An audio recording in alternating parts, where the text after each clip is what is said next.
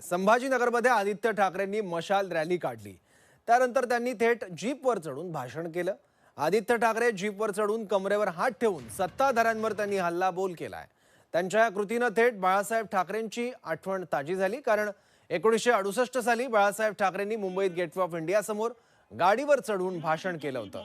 आदित्य ठाकरेंच्या जीपवरील भाषणानं तब्बल 57 वर्षांपूर्वीच्या बाळासाहेबांच्या भाषणांच्या घटनेला आठवणींना उजाळा मिळाल्याची भावना काही शिवसैनिकांनी व्यक्त केली आहे। मार्गदर्शन करावं।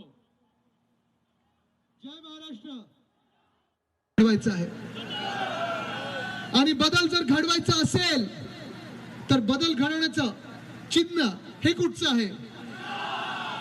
चिन्ह हे कुठचं आहे? आपलं चिन्ह हे कुठचं आहे? आणि बदल जर घडवायचा असेल तर बदल घडवण्याची तारीख कुठची आहे?